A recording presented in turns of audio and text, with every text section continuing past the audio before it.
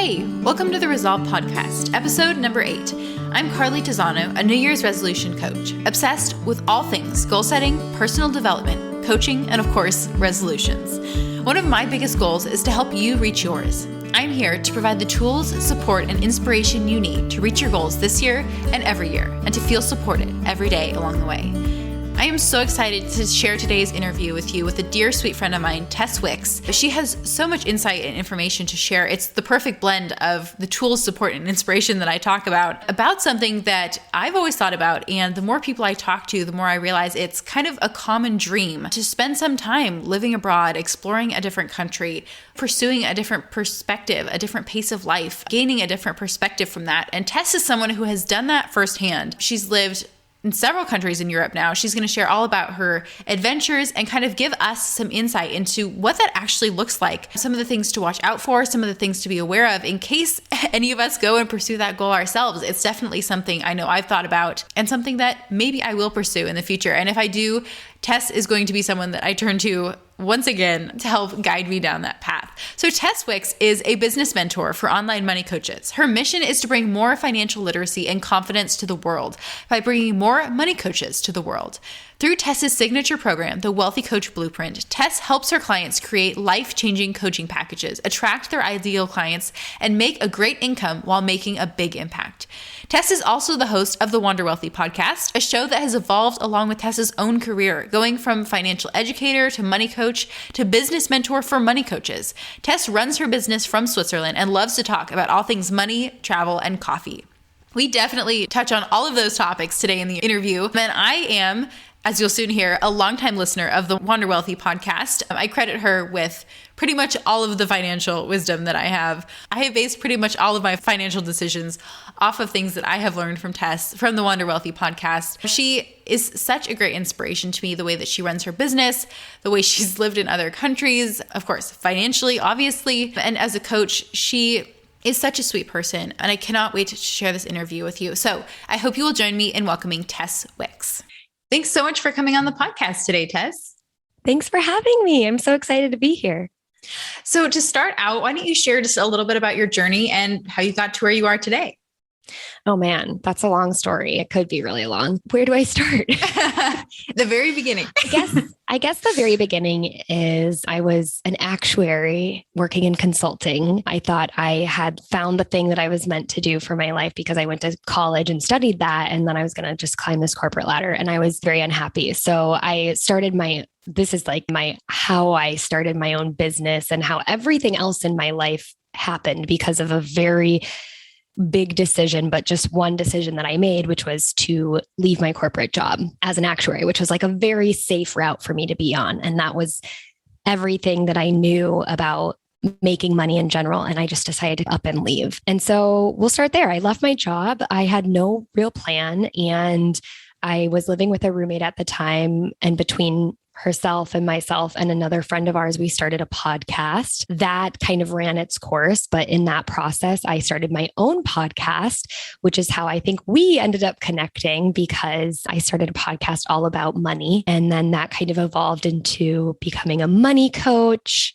During that journey, I also was taking on any other opportunity to make money because, like I said, I left my corporate job. I had no real plan. I didn't really know how I was going to make a full-time living doing just kind of whatever would come my way. So I took on every opportunity, which led to me in Barcelona working at a trade show for a technology company and meeting my now husband, who is Italian, moving to Italy to live with him, figuring out how to run my online business that is all about helping people with their money, then moving with him to Switzerland and then transitioning my money coaching business to now today I help money coaches build their own businesses. So I am officially a business coach for new aspiring and seasoned money coaches. And I help them with marketing and business building and coaching, all of that kind of pulled together. So that's like the footnote or Cliff Notes version of my journey and how I got here today.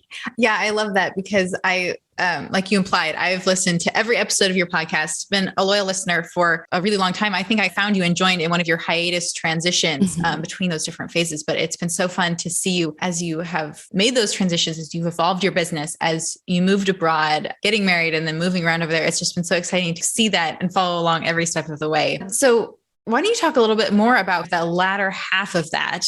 What was it like as you made those transitions in your business and then to running your business from a different country? Yeah, I think by the time I had moved, I had accepted that I was just going to have to figure it out. But I think the most educational component of this, and if I can share a lesson from my experience, is that we oftentimes make up all the reasons we can't do something because we just like don't know or don't think it's possible or have no idea if it's possible. So we decide it is not possible. And so one of my biggest hurdles of even making the decision to move abroad was it's not going to be possible for me to run my business from abroad, or I'm never going to be able to become a coach because I could never coach from a different time zone. And so I kept myself small and I made a lot of decisions to not do things just because I assumed it wasn't possible. I didn't have a full-time coaching business before I moved abroad. I wasn't a full-time money coach at that point, but I decided until I am one, I'm not going to make decisions based off of something I have no real idea what it could be like. So I figured I'm going to move and then I'll just figure it out. So that was a lot of my game plan. I think that's like the story of my life, really. I'm going to quit my job and then I'll figure it out. Do as I say, not as I do. If I'm your money coach, I'm not going to tell you to do that. But I am the type of person who just needs to do something like that so I can figure it out. Otherwise, I get in my head a lot. So moving abroad and running a business from abroad is interesting because a majority of my clients are US based. They're either Canadian or American. Some are from the UK and South Africa. So I do have some in my time zone or very close to it, but a majority are US based. And my business just looks very different from how it would look if I lived in the US, but it actually works. It works great. I wake up at 8 in the morning and then I start work around between 11 and 2 p.m., 11 in the morning and 2 p.m. And then I work until 8 or 9. Sometimes I get off earlier, but it works because you know what? I'm married to an Italian, which means we eat dinner at 9 or 10. And wow, that's just how our life is. We've made it work. What are some of those other differences that you found as you've transitioned to running your business from a different country? Yeah, I think honestly, a lot of people just automatically assume once they learn what I do that I have clients in Switzerland or clients in Italy or clients like my main client base is in Europe. And that would be hard. That would have a lot of big differences for me. But because my clients are US based and I really understand whether it's a money coaching client or it's a business coaching client, I understand the world that they're living in and what they might be dealing with. It's not actually that big of a difference. Like the time zone is probably, or the time difference is probably the biggest thing. Everything else pretty much works the same. Of course, there's the complications of having your legal entity established if you're going to do something like that, or taxes, but I don't even understand that. I just pay people to help me with that. That's beyond my comprehension. Yeah. And that's something that I think it would certainly scare me moving abroad to consider those legal and financial implications. So is that kind of the best advice? Just there are people who know their stuff and use them. Yeah. And I think, you know what, if a majority of your listeners are US citizens, as an American, you have to file taxes in America anyway. I make all of my money in US dollars. I still have to pay. I don't necessarily have to pay taxes in the US, but depending on your situation, you might have to. So you can still, for the most part, keep your bank accounts open, keep making money in US dollars. I just use a credit card with 0 foreign transaction fees when I'm spending my US dollars in a different country. And I think I have a lot of privilege in this way. I've married a European. So in terms of how we split the bills, we just do it very strategically based on our situation. Like I pay for anything I can pay for with a credit card, and then he pays for rent. So like we can manage it that way. Obviously, if you needed to pay for everything and cover everything in the currency in the place that you live, there are definitely resources and tools and specialized banks that allow you to get paid in a different currency and then have your bank in that country. And it's going to depend on the country. If you want to move abroad, it's going to depend on the place that you move, but just knowing that there are resources out there and there's also people who can help answer those questions for you as well. Yeah. What should people consider if they're thinking about moving to another country, whether they work online or not? I think it's important to just know that it's going to take some time to find your groove. I think it also depends on your personality. Yeah. I'm very introverted and I am a perfectionist. So I'm not one to just suddenly learn bits of the language and then speak it without being terrified of completely messing something up. That's one thing, is it could take you time to find your groove and find your people and find your habits and your rituals. Some other people like to hop around and move around, just understanding that that's a very different lifestyle than the one that I think we're traditionally raised to be a part of and probably traditionally come from.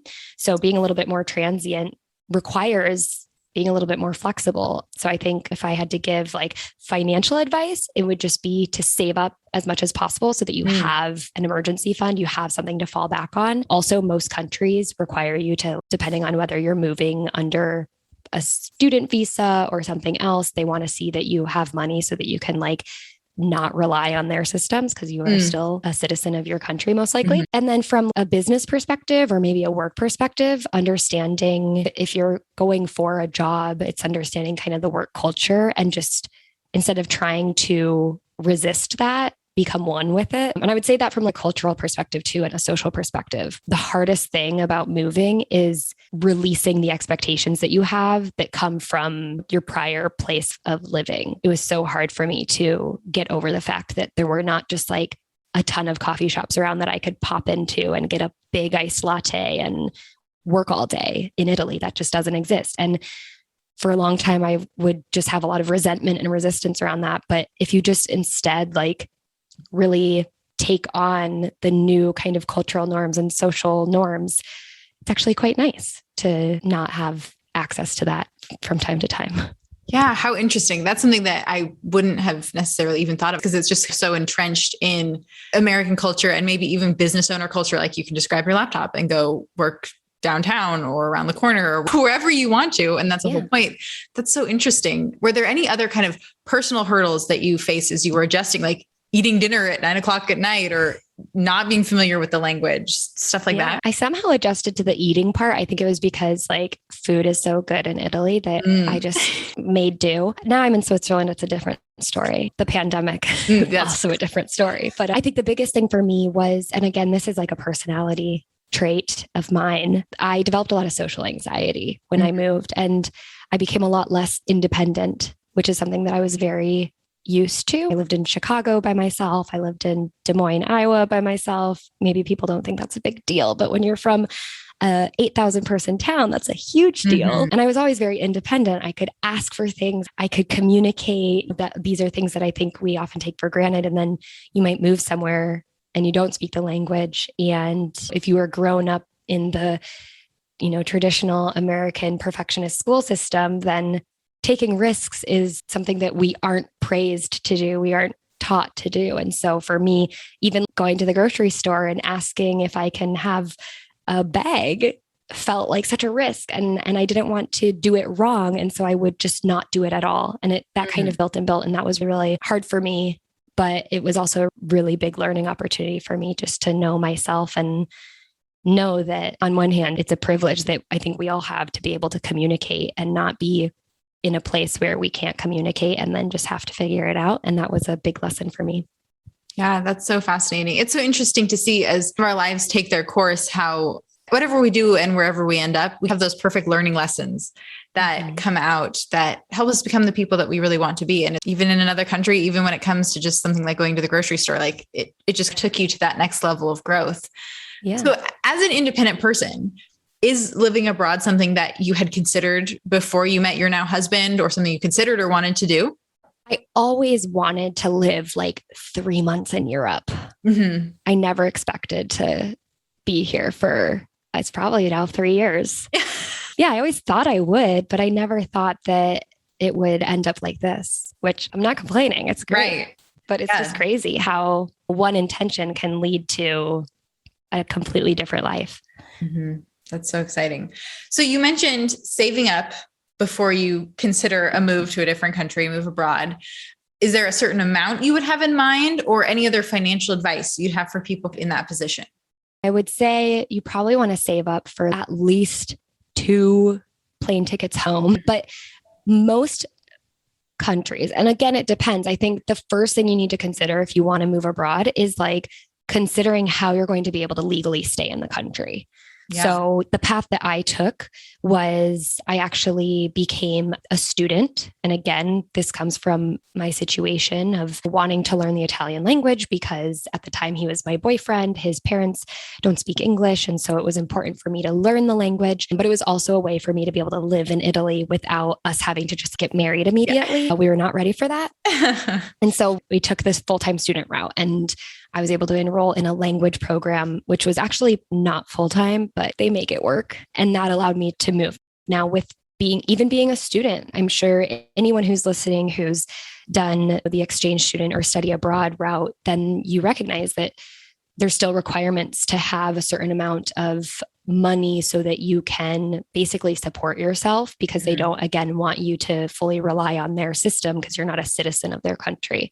So I think every country has a different requirement. Every country has different rules around how long you can stay and how you can stay legally.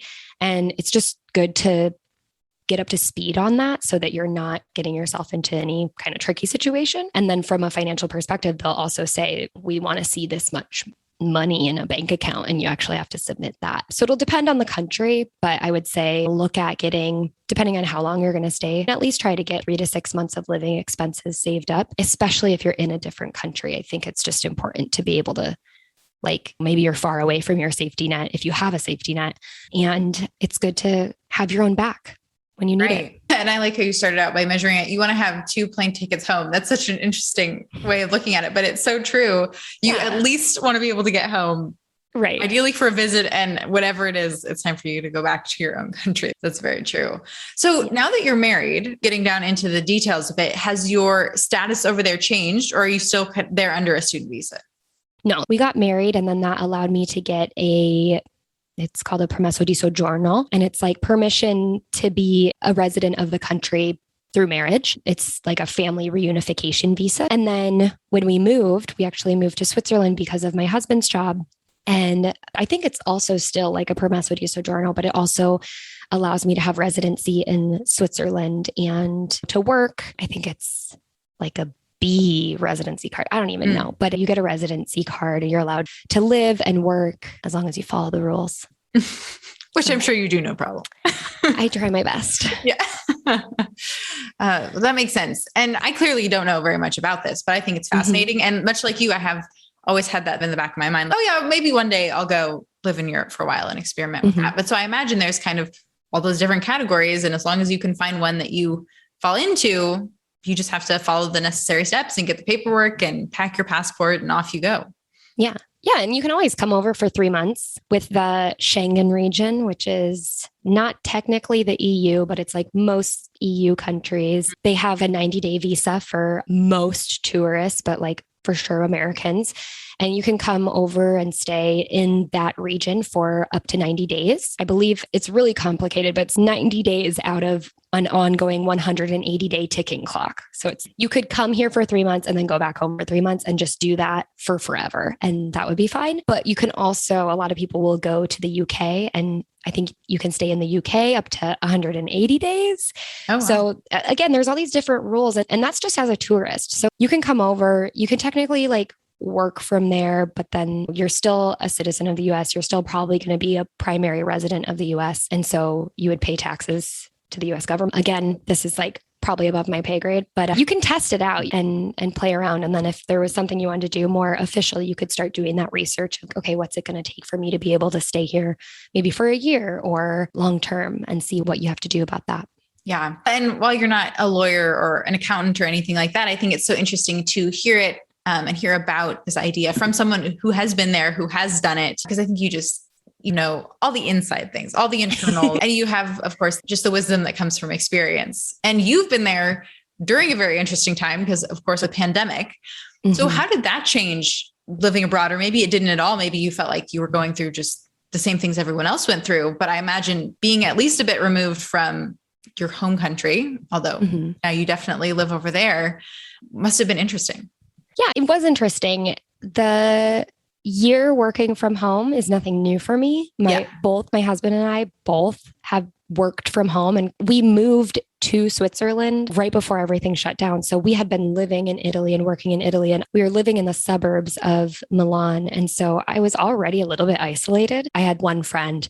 And again, I was dealing with like my own social anxiety, and we were very used to just spending a lot of time with each other, which is a good thing because I think everyone got a little bit shocked when everything changed. And if you have a partner, all of a sudden you're just like with each other constantly, which typically you're like probably going to 2 different workplaces and living part of your life separate and then coming back home. And we didn't get to do that during the pandemic. Luckily, my husband and I were pretty used to that and we get along well enough. So that was something that was interesting in terms of the plus side of it all. It was also interesting to move to a new country and then immediately go into lockdown. We made do, which it was just fine. Switzerland was a wonderful place for us to actually move to. So we're actually very grateful for being able to be in Switzerland and not in Milan, which was actually the epicenter at the beginning.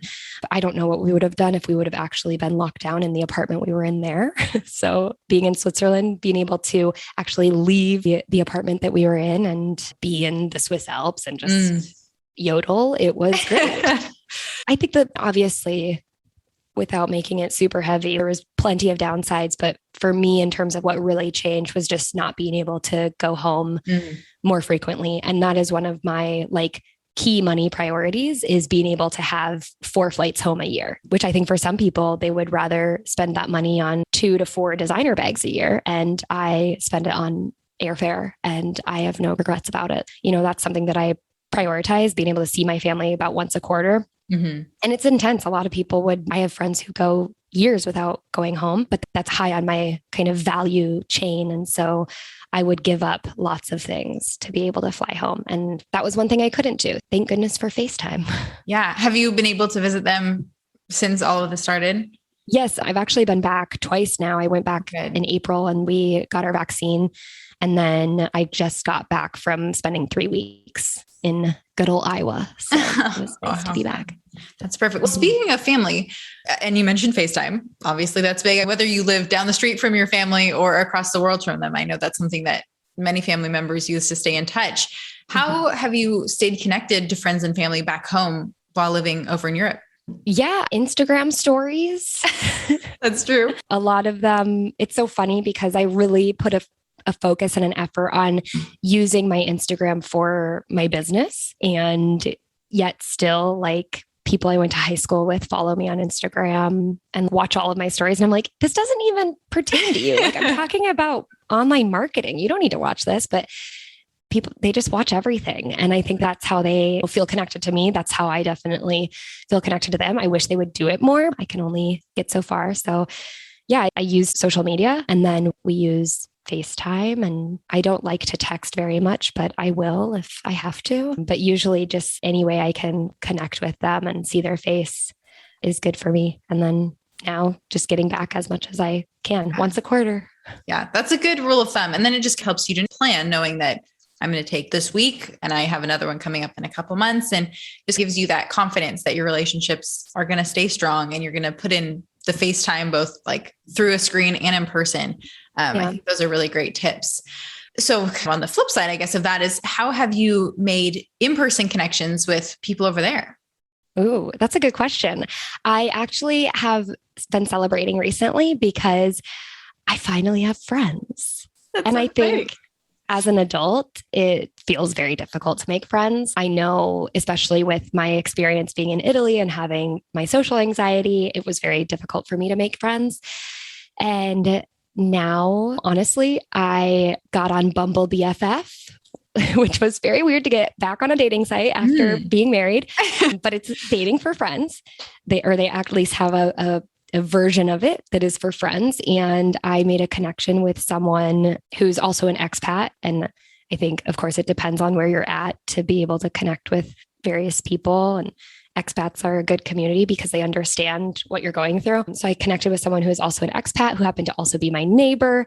Our husbands work for the same company. No way. So we were able to connect. And then she introduced me to a co-working space that she was joining. So we both decided we would join that. And then through that, we've met all of our other friends. And now we have a really awesome community of mostly expats. Switzerland and especially Zurich is very international, very full of people from all different countries because of the industries that they have there. But it's been awesome to be able to like connect with other people. It's like kind of be like being a freshman in college again and being like, we're all here not knowing what to do. None of us have friends. Let's be each other's friends. And it's very nice. Yeah, that's so perfect. And it's a great reminder that you can find people to connect with anywhere. Because I know, like listening to your podcast over the years, you have so many online friends and connections that you've made that way. That's how we connected. And you've had so many of the guests on your podcast and talking about how you met them through this conference or just online and you've never actually met them. And so it's cool to see how you translated that skill of meeting people online to making some of these connections in your new city using tools that are available and out there, and then having that transition to meeting all of these other people and forming such a tight group of friends. That's really cool. Mm-hmm. Yeah. Yeah. It's amazing. I guess people are the same everywhere, right? Exactly. That's the lesson here. We're all just looking for connection and hoping that someone will ask us to do something. Yeah. So what is next for you? You're in Switzerland right now. Actually, at this moment of recording, you said you're in southern Italy, which yes, that's so cool. I'm Italian, as you can tell from my last name, and I have yet to go. So Italy is definitely on my list of places to visit. But what's next for you? Are you going to be staying in Switzerland, considering a move somewhere else, going back to Italy? We're definitely staying in Switzerland for the next probably 5 years. I have talked my husband into the FIRE movement, which is financial independence, retire early. So we are working on that. Our kind of dream goal is to actually buy a property or build a property here in southern Italy, which is where my husband is from, and he has lots of family here. The cost of living is also very wonderful if you're looking to spend little and enjoy a really nice life. And it's beautiful. It's right by the sea. So there's a lot that's great about it and that we really look forward to. So it's just about making that happen, which means making more money and saving as much as possible. Yeah. And so on that note, let's kind of transition into, you have background in financial coaching and business coaching. Way back at the beginning, you just shared all your tips and insights on money. And I learned so much from you. I think so much of where I am financially is really based off of decisions I made from advice that you gave on your podcast. Aww. And so I thank you for that. You're welcome. And thank you for listening. Yeah. Well, and I've been able to share so much of it with friends and siblings. And I know my parents are so proud of me, but really I owe it all to you and the advice that you have given. So what financial advice do you find yourself giving most often, or that you most want to share? Oh my gosh, there's so much. I think probably the one thing is like totally cliche, but it's true, that you need to set money aside before you give yourself like a sum of money to spend. It's Parkinson's law through and through. And Parkinson's law says that we will use up the resources that we provide ourselves, or the resources that are provided to us. So think about when you were in school, if you were given 10 days to write a paper, you would take the full 10 days to write the paper. If you were given, and if it had to be 10 pages long, okay, I'll take the full 10 days. Probably I'll procrastinate for 7 and then I'll finish it in the last 3 days. Alternatively, if you were just given 3 days to write a 10-page paper, you would write the 10-page paper in 3 days. We use the resources that we give ourselves. So if you take 70% of that time and say, okay, we're going to give that to, another project, and you just take 30% and you use it and you can get it done, great. So think about that in terms of your money. Obviously, this is a little bit aggressive because I didn't pick my numbers appropriately, but let's say you set aside 70% of your money and just give yourself 30% to spend. You'll typically make do with what you have, because humans are super, super adaptable and flexible creatures. And everyone can figure out how to make do for the most part. But a lot of us give in to lifestyle inflation. We give in to all the things that other people want for us, or all the things that society has told us we need, when in fact we can live on very little. And there's a lot of things that we don't really need, but there's a lot of reasons to spend money. So if you can, of course, if you'd rather spend now, which I think a lot of us would, because it's short-term gratification, if you'd rather spend now and that's the most important thing to you, do it. But a lot of us just lack that perspective of seeing our full life and how it's going to be lived out financially. And I think if you take a step back and really look at the full timeline, that gives you the perspective you need to realize, oh, I don't actually need this thing right now. I could do without to pay for my future self, and my future self will thank me for that.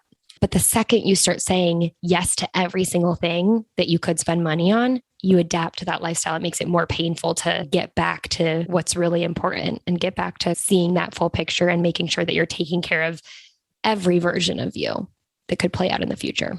So, yeah, I think that having that perspective, you're right, that is so key when it comes to thinking about your financial future, and bringing in what you said earlier about priorities. When you can apply the perspective to your priorities and what your priorities are for the long term, not just in the short term, then I think is when you can really hit the sweet spot of determining what your saving percentage is going to be, what things you want to be investing in or not, or if you want to go and retire early, like you said, you're now pursuing, or if you want to spend on flights to go home 4 times a year or 8 times a year or 1 time a year. And when you can step back and look at the whole picture is when you can have that perspective in light of your priorities and then really make the decisions from there. Yeah, exactly. When I first found you, you were actually interviewed on another podcast, which is what made me switch over and start listening to your podcast instead. And on that one episode that I heard, you were sharing about having different savings accounts, because a lot of people have one savings account and they just save for everything in there, prioritizing having different buckets. And so that's something that I went out and did right away. And I love it because with my organizing background, and actually that was on an organizing podcast that I heard you. So the tip made a lot of sense. Yeah. Having everything just parceled out, sorted is so nice. And it is that visual reminder, I think, to me of my priorities, what they are, and putting money in them just automatically every month reminds me that I am acting in line with my priorities, even if it is just on autopilot now, so that my present and my future are all supported in that way that I know is already what I want. Yeah. Yeah. And I think boundaries is such a hot topic right now, but like boundaries applies just as much to like your personal space and your time as it does also to your finances. And I think just unfortunately, we're in a world where people are in right now, pandemic speaking, it's another thing. But we've also developed a lot of this learned behavior that's gotten us into bad financial situations. And some of it is not our fault, but it's our responsibility to take care of from here. And like I said, there's a lot of reasons to spend money. There's a lot of things that you can say yes to. You can pay to change your entire face. Then you have to pay monthly or quarterly to keep up with that. There's so much, especially for women, to spend money on. And I find that when we put some boundaries around where we allow our money to go, that's when you start to kind of align with your priorities. That's when you decide, okay, it's more important for me because travel is my top priority to be able to get home. It's more important for me to set this $300 a month aside than to spend it on takeout or the other easy ways that we can just see money leave our bank account. And so I think that's why it's hard to do that, because what do you want right now when you get home from work or when you close your laptop after 17 Zoom calls all day? What do you want so bad? What do you want to not do? You don't want to cook. What do you want? You just want to eat. You want to eat from your favorite restaurant. You want to get it right now. And so in that moment, it's so much harder to make the decision to just cook anyway, or to eat the leftovers that you put in your fridge and promise yourself you were going to eat than to, it's so much harder to do that than to say, yeah, let me just open up Uber Eats and make it happen while I, instead of put that money or consider that money is in my travel account. So a lot of times I say, put that money aside, hit your top priorities first, give your money a purpose right away so that you don't forget the purpose of that $300 and then let it drain out of your account after, 3 nights of ordering takeout, because it's true. You're probably exhausted, but it's also remembering there's things that we can do to get ourselves into a better situation to take care of our future. And that both comes in like meal prepping or having leftovers and also putting money away for, a trip or whatever the priority is. And if you can step back, and it's super hard in the moment. Trust me, I know. But if you can step back and say, what is going to give me more rest and relaxation and peace in the long run? Is it going to Uber Eats right now? Or is it being able to go on that vacation next month or to visit my family? In that, like when you look at it that way, the decision is pretty clear, even if it's not what you want to hear at 8 p.m. on a Thursday night. Exactly. And you're right. When it's out of sight, out of mind, and you have everything set up and what needs to happen, and you've made those decisions intentionally in advance, you're just so much more set up for success than if you reach the end of the month and just assume, whatever's left over that I didn't spend on Uber Eats is what I'm going to save. And then you're not really getting anywhere in the direction that you want to be. Exactly. Yeah, you can't. And that's so much harder to actually measure and have a timeline on, because it's okay. 1 month it's 50 and another month it's 50 cents. So yeah, exactly. I want to move on to the resolution round, talk a little bit about goals, where you're at, where you're going in the future. So let's start out with, do you set goals and resolutions? And if so, what is that process like for you? I do set goals and resolutions. I usually do it with my husband between Christmas and New Year's. We take some time and I take him through one of my many exercises. I found it's called the Wheel of Life. And I found this exercise from Denise Duffield Thomas, one of her many wonderful books. And you go through the different categories of your life and you rank it on a scale of 1 to 10. And like 10 being, I'm super happy with this category of life, and 1 being like, this one's really bad. And usually you fall in the middle somewhere, but you can identify like I identify the 3 categories that probably need the most boost and that I really want to make sure I'm focusing on. And usually they're the ones that have the lower score, because we want to make sure that we're making that wheel nice and round. So if you can imagine this wheel, it's like 1 is closer in, 10 is on the outside. And if you have some 5s and some 3s, then that doesn't really even look like a wheel. So you want to push all the 3s and the 5s out as far as you can. So anyway, I focus on those 3 categories. And then we try to set 3 goals within each category. And it's a mixture between like goals with a timeline and a deadline, but also, I don't know if you would call this more of a resolution, but I think of it more as a resolution of something I'm going to do more regularly, something that I can almost turn into a habit, or at least achieve more so on a monthly basis versus this is like the end all be all goal. Right. And so I try to get a mix of that so that I think one can fuel and feed into the other.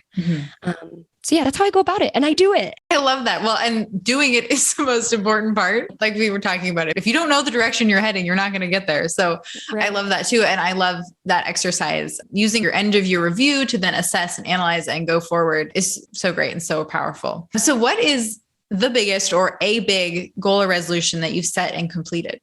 So I have 2, because I just thought of one and we've already talked about it. But one was I wanted to make $100,000 in my business, and I did it. And that's so exciting.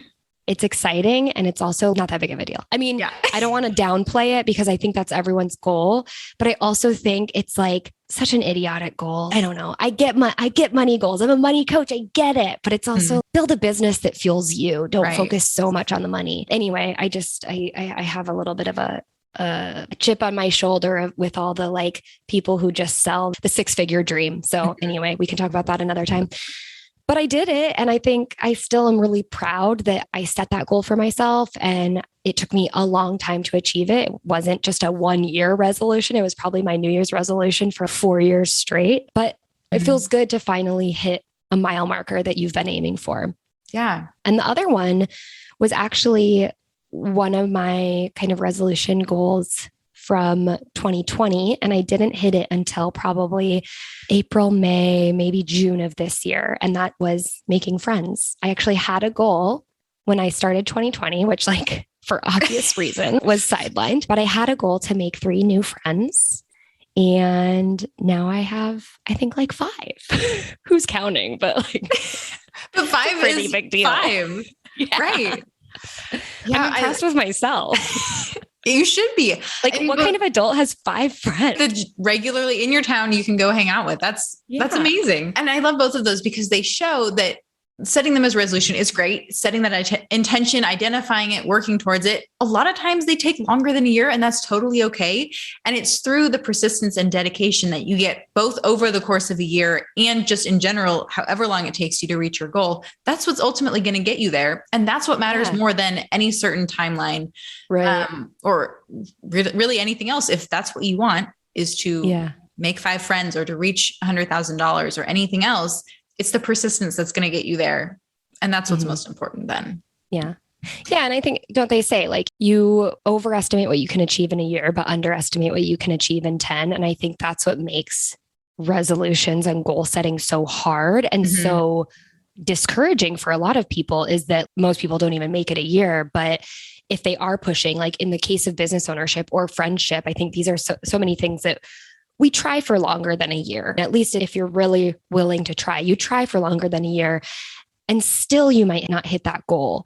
And that's a chip on my shoulder that I have about this 6-figure dream that people sell. Is it's awesome to be able to hit it, but it also takes a lot. And so I think it's like we need to set I don't even want to say realistic, because I think that's so lame, but we need to set appropriate expectations for people, because it is possible, but it's not cheap. It's not just going to grow overnight and all of a sudden it's going to happen. It takes that consistency and that persistence, and oftentimes accountability and coaching and people to continue to cheer you on and believe in you when a lot of times you don't believe in yourself. So whether it's friendship or hitting an income goal, it oftentimes will, or it can take longer than you expect, but that's okay. Yeah. And just keep going. Yeah. And building that skill of persistence and the self-awareness and the self-compassion and all those things that you're building all along the way, even and especially when it takes you longer than you thought, that's the real reward a lot of the time. Sure, hitting 100K is nice. Having that money in your bank account is awesome, especially when you take the time to feel proud and excited about yourself. But it's all the work that it took to get there and the person that you become that is even more exciting. Yeah. And I think that's why I'm like, oh, I had 6 figures, because I'm like, actually, that's not important at all. Once any goal that you hit, you're always like, okay, hit the goal, because so much of hitting the goal is everything you had to do to get there. And that's the lesson that I think anyone who's achieved a goal always wants to say is it's not about that end goal. It's about all the other stuff. Let me tell you about all the other stuff. And most people are like, no, but what about the goal? What about the numbers? What about the dollars in my bank account? So. And the most amazing thing is, even if it took you 4 years to get there, you did it 100% in alignment with the person you wanted to be, living the life that you wanted to, and building the business that you're going to continue to grow and scale. But you didn't have to burn yourself out or invest in tons of programs or anything like that. You were able to do it exactly the way that you wanted to and reach your goal. Yeah. What goal are you currently working on? That's a good question. We have early retirement. So that's definitely one of my goals. I'm trying to think. Business-wise, I actually am working on resting, like taking some time just to be happy with my current business and not constantly feel like it's not good enough. Because I think that's one of the always evolving dynamics of building your own business, is like you reach a goal and then you're like, well, great, that's over. On to the next thing. And I'm really trying to just be happy with reaching this goal and be happy with what this has provided for me and the type of lifestyle that I get to live without constantly striving for the next thing. And that is a goal in and of itself, because it's really hard to not always be thinking, oh, I need what they have. So that's something that I'm actually actively practicing right now. And I've been doing that kind of all summer. And I'm happy about that. But then everything else is just getting back to the plans that we had. And I know the pandemic isn't over, but now that some things are starting to open, just getting back. I have to plan our wedding again because we moved it so many times. I don't remember most things. So I have a husband, we're legally married, but we still have to do the whole shebang. Wedding planning I understand why there are people who make that their job, because it is a full-time job. Me, I'm on a budget, so I got to plan it myself. That's so cool though. And it's fun to be working on all the practical things like wedding planning, and you can check stuff off, but also the looser is not really the best word, but the things that you can just feel into that really are completely growth focused. You just think about as the day goes on and actively practice. They're not even habits, but they're certainly aspects of the person that we want to become. And the only way to become that person is to practice them. So I love seeing that range there, and they all fit together so well ultimately. And you have the time and capacity then to work on all of it. And that's just so beautiful to see. Yeah. Thanks. So every week on the podcast, we encourage listeners to resolve to consider something or experiment or take some action. What would you encourage our listeners to resolve to do? Ooh, what do I want them to do? I feel like I have lots of power right now. I would ask you to resolve to put some boundaries around your consumption habits. And obviously this is financial consumption, but I think it's interesting because the way we connected was through an organizing podcast. And we put boundaries around what we allow in our closets. Some of us don't. My sister doesn't. We put boundaries around what we allow on our schedule. We put boundaries around what we say yes to others, but sometimes we don't. And that's why I think boundaries have become such a big part of our vernacular this past year. Mm-hmm. Because we're recognizing that we're like getting a little bit frayed. We're getting a little bit burnt out. We're not having a lot of space. We're losing our actual storage space and things are becoming cluttered in every area of life. And so if you can just choose to put a boundary in place about what you allow and what you don't allow, it's no longer you just like saying, I can't afford it. It's saying, I choose to just be more picky about where I put my hard-earned cash because you worked for that money. And that's energy that you put out to get that. And now it could go towards something like a vacation that might give you more peace and rest and ease. Or it could go to the Chipotle burrito, which you just got to weigh your options and decide. Right. And someday you're going to decide, yeah, I'm going to keep my boundaries up and I'm going to take that Chipotle burrito. And other days you're going to be like, you know what? No, I really like the idea of eating a burrito in Texas. I recently learned that burritos aren't actually Mexican. So a burrito in Texas when I'm on my vacation in South Padre Island. I don't know. Yeah, I love thinking about boundaries in that way too, because it can be, I'm going to spend X amount on a certain category, or I'm not going to spend in a certain category at all. Or it can be, I'm willing to eat out 3 times a week, or I'm going to book 4 flights a year. The boundary can look so different, or it can look different across so many different categories, but being willing to put them in place is so important, and being willing to consider what they might be. Yeah. I think a lot of times people think, oh, I don't want to take away by saying no to these things, or by only allowing myself to spend $200 on restaurants each month. Oh, that's so lame. But it's like you put that boundary in place so you can create space and say yes to other things that you also like and that you also prioritize. And so by calling them boundaries, I think it allows us to be like, yeah, we say no to helping everyone because we can't pour from an empty cup. So we have to take care of ourselves too. We say no to buying all the things because we only have so much space and we want to make sure that what we have and what we own is like our favorite thing. There's so many ways that boundaries are really beautiful. So they can be beautiful with your money as well. I love that. So I just want to end with some confetti questions. These are just for fun to help us get to know you a little bit better. And the first is, what time do you get up? I wish I could say 5 or 6 in the morning, but I get up at 8. Typically. I think that's beautiful. Yeah, I love getting up at 8 too. That's like my sweet spot. If I just let myself sleep, that's normally when I would wake up too. Yeah. When do you do your best work? Like time of the day? Or place or anything else? When do I do my best work? In the winter, because I'm like, yes, there's no pressure to socialize anymore. Everyone's inside. So in the winter, in the ballroom with a knife. No, I'm kidding. My favorite. In the winter, I know I just said move to Italy and just be fine with not having coffee shops, but I love working from a coffee shop. And honestly, I'm very introverted. I love the type of creation work. So as much as I love supporting my clients and being on podcasts and doing all this, my best work is when I'm just in a coffee shop in the winter, creating something juicy. Yes. What is the best piece of advice that you've been given? When I was in 10th grade, I was on the diving team and I sucked. I was so bad and I was so scared to do everything. And so there was a quote on the whiteboard. There was a whiteboard, like I think the college students would write their dives or something. I don't know, but there was a whiteboard on the wall and then there was the diving board. So if you stood on the diving board facing the wall back to the pool, you could see this whiteboard. And there was a quote on it that said, feel the fear and do it anyway. And that's actually a quote by Susan Jeffers. I don't know. I got to look it up. I have her book and I just haven't read it, but it's just that quote.